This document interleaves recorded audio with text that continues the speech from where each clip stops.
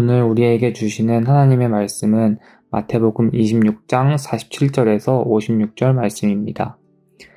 말씀하실 때에 12 중에 하나인 유다가 왔는데 대제사장들과 백성의 장로들에게서 파송된 큰 무리가 칼과 몽치를 가지고 그와 함께 하였더라. 예수를 파는 자가 그들에게 군호를 짜 이르되 내가 입맞추는 자가 그이니 그를 잡으라 한지라. 곧 예수께 나와 랍비여 안녕하시옵니까 하고 입을 맞추니 예수께서 이르시되 친구여 내가 무엇을 하려고 왔는지 행하라 하신대 이에 그들이 나와 예수께 손을 대어 잡는지라. 예수와 함께 있던 자 중에 하나가 손을 펴 칼을 빼어 대제사장의 종을 쳐 그 귀를 떨어뜨리니 이에 예수께서 이르시되 내 칼을 도로 칼집에 꽂으라. 칼을 가지는 자는 다 칼로 망하느니라. 너는 내가 내 아버지께 구하여 지금 12군단 더 되는 천사를 보내시게 할 줄 없는 줄로 아느냐. 내가 만일 그렇게 하면 이런 일이 있으리라 한 성경이 어떻게 이루어지겠느냐 하시더라. 그때 예수께서 무리에게 말씀하시되 너희가 강도를 잡는 것 같이 칼과 몽치를 가지고 나를 잡으러 나왔느냐. 내가 날마다 성전에 앉아 가르쳤을 때 너희가 나를 잡지 아니하였도다. 그러나 이렇게 된 것은 다 선지자들의 그러함이니라 하시더라. 이에 제자들이 다 예수를 버리고 도망하니라. 아멘.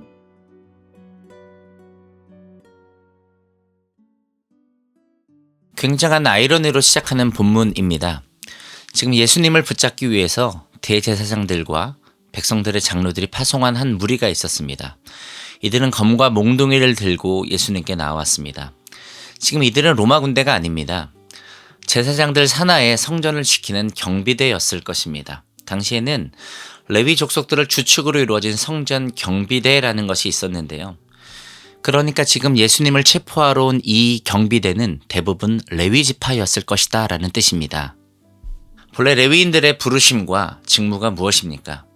본래 하나님을 섬기기 위해 제사와 성전에 대한 직무를 수행하는 자가 아니었습니까?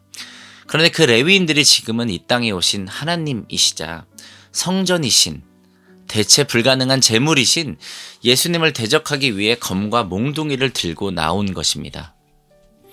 그런데 그보다 더 큰 아이러니가 여기에 있는데요.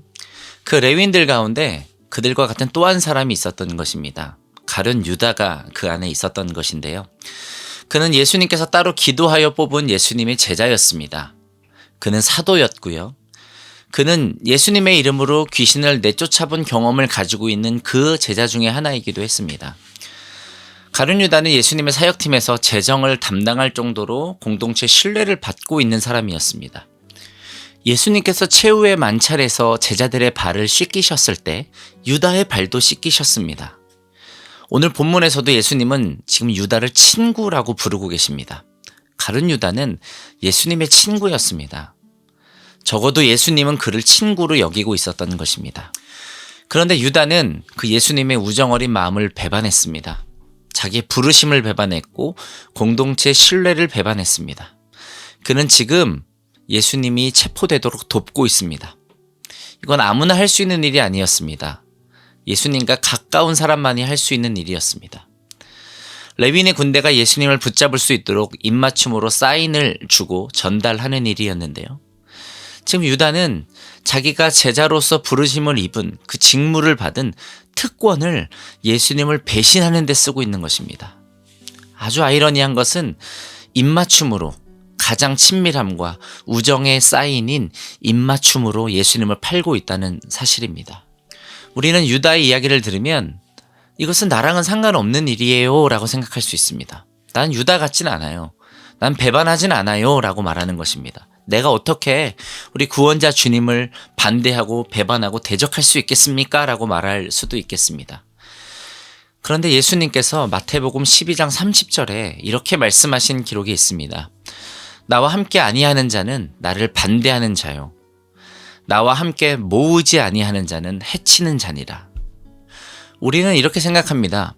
내가 무슨 공산당에 속하거나 종자연과 같은 반기독교 단체에 속해서 어떤 행동에 적극적으로 기독교를 대적하는 행동에 참여하는 것만이 기독교를 박해하고 반대하는 것이라고 생각합니다. 그것만이 교회를 해치는 일이라고 생각하는 것이죠. 그러나 마태복음 12장 30절의 예수님의 말씀에 의하면 주님과 함께 하지 아니하고 주님과 함께 모으지 아니하는 자는 해하는 자, 교회를 해치는 자라고 주님께서 말씀하고 있는 것입니다. 주님은 지금 주님의 부르심에 대하여 중립적인 태도조차 허용하지 않고 있는 것입니다. 혹 이렇게 말하는 사람들이 있습니다. 나는 구원을 얻었지만 주님의 일에 동참하고 싶진 않아요. 이런 사람들에게 주는 경고인 것입니다. 우린 이것이 너무 가혹하거나 너무 과중하다라고 생각할지 모르겠습니다. 그런데 우리 주님께서는 지금 우리에게 어떤 경각심을 주고 계신 것입니다. 우리가 만일 주님의 선하신 일에 부르심을 받았으면서도 주님이 하고 계신 것에 아무런 관심이 없고 아무런 동참이 없으면서도 아무런 경각심이 없다면 어느 순간에 우리도 저 레위인들처럼 그리스도를 대적하는 일에 동원돼 버릴 수 있습니다. 혹은 저 유다처럼 이 소중한 주님의 부르심과 그분의 은혜와 특권을 팔아버리는 사람이 될 수 있다는 사실을 기억해야 하겠습니다. 천국과 지옥의 중간은 없습니다. 예수님과 다른 것의 중간도 없습니다. 예수님과 함께하는 것이 고생이 아닙니다. 물론 주님을 섬기며 사는 것이 때로는 고되고 때로는 어려울 때가 있습니다. 그런데 주님과 상관없이 주님 밖에서 주님과 무관하게 사는 삶이 훨씬 더 곤고하고 훨씬 더 고통스럽습니다. 예수님은 짐이 없다라고 말씀하신 적이 없습니다. 다만 내 짐은 쉽고 가볍다라고 말씀하셨습니다. 우리가 돌아보아야 할 것은 예수님이 지금 하고 계신 일에 무관하게 살아가고 있진 않은지, 다시 말해서 우리가 예수님을 반대하고 예수님의 몸을 해치는 자가 되고 있지 않은지 점검해 보아야 하겠습니다. 그런데 가장 큰 아이러니가 여기에 있습니다. 예수님은 지금 자신을 대적하고 있는 저 레위인들을 위해서, 또 저 공회원들을 위하여서, 자기를 배반하여 팔고 있는 유다를 위하여 여전히 자기 생명을 주고 계시는 자비의 구원자라는 사실입니다. 이것이 은혜의 아이러니입니다. 저들이 무력으로 예수님을 체포하고 있을 때 한 제자가 한 사람의 귀를 잘라버리는 일이 생깁니다. 우리는 그 제자가 베드로라는 것과 그 귀 잘린 사람이 말고라는 것을 잘 알고 있습니다. 우리 본문에는 그 내용이 없지만 예수님은 그 말고의 귀를 다시 붙여주십니다. 이것은 주님께서 지금 이 상황에서 얼마나 평안하게 대처하며 이 모든 상황을 주도하고 계신가를 보여주고 있는 장면입니다. 예수님께서 검과 몽둥이의 폭력적인 대처에도 전혀 요동하지 않으십니다. 우리 주님은 적들의 힘에 의하여 억지로 십자가로 끌려가신 것이 아닙니다. 예수님이 이렇게 말씀하셨습니다. 너는 내가 내 아버지께 구하여 지금 12군단 더 되는 천사를 보내시게 할 수 없는 줄로 아느냐. 여기서의 12군단이란 로마의 시스템상으로만 생각해봐도 최소 7만 2천 명의 군대를 의미합니다.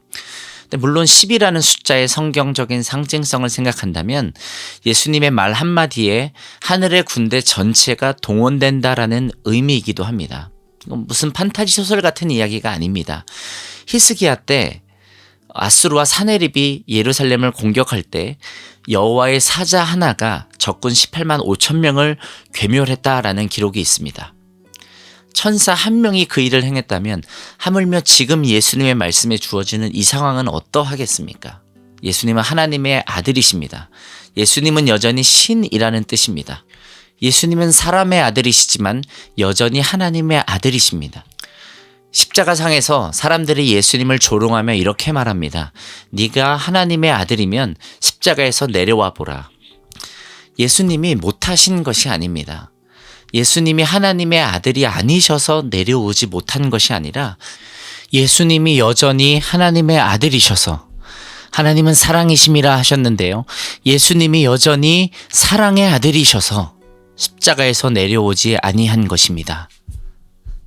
십자가상에서도 예수님 원하시면 지금도 천사장 미가엘을 호령하여 이 모든 상황을 끝내실 수 있었습니다.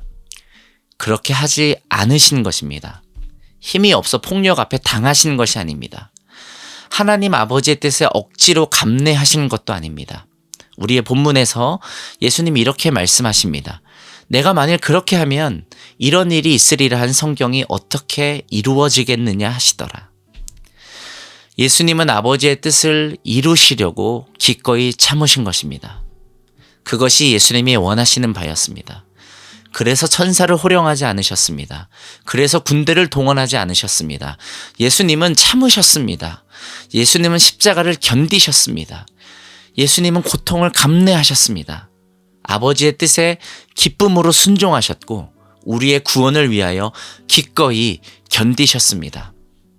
그래서 히브리서 기자가 이렇게 말합니다. 믿음의 주요 또 온전하게 하시는 이인 예수를 바라보자. 그는 그 앞에 있는 기쁨을 위하여 십자가를 참으사 부끄러움을 개의치 아니하시더니 하나님 보좌 우편에 앉으셨느니라. 이것은 유다를 제외한 11 제자만을 위한 일이 아니었습니다. 공회원들을 제외한 예수님을 따르던 일부 사람들만을 위한 일도 아니었습니다. 예수님의 길이 참고 계심은 저 말고를 위한 일이었고 그 공회원을 위한 일이었고 유다를 위한 일이었습니다. 이것이 바로 가장 큰 아이러니, 하나님의 은혜의 아이러니입니다. 이 은혜의 아이러니를 사도 바울은 로마서에서 이렇게 표현합니다. 죄가 더한 곳에 은혜가 넘쳤나니. 우리 각자가 지금 어떠한 상태에 있는지 알 수 없습니다. 우리가 분명히 부르심을 입었는데 우리가 분명히 하나님의 은혜를 경험했고 받은 자들인데 지금 혹 머물러 있는 상태, 혹 넘어져 있는 상태, 어떠한 상태에 있는지 우리가 다 알 수 없지만 우리가 기억해야 하는 것은 이것입니다. 우리의 죄가 더한 곳에 하나님의 은혜가 넘쳤다라는 것입니다. 물론 저 유다나 대제사장들은 결국에 회개하지 않고 제 갈 길로 갔고 끝까지 하나님을 대적하는 자들로 남았습니다. 그러나 우리의 상상을 초월하는 이 그리스도의 사랑과 자비 앞에 우리가 나아가기만 하면 우리가 어떤 상태에 있던지, 우리가 어떠한 절망이나 두려움이나 정죄나 수치에 놓여 있던지, 어떠한 죄 중에 있던지 이 상상을 초월하는 사랑과 용서에 그리스도의 십자가 앞으로 나아가 엎드려 자비를 구하며 그의 은혜 앞에 엎드려질 때마다 하나님의 무한하신 사랑과 회복의 능력이 우리를 새롭게 하실 것입니다. 이 아이러니한 하나님의 은혜와 사랑을 누리는 하루가 되시기를 축복합니다.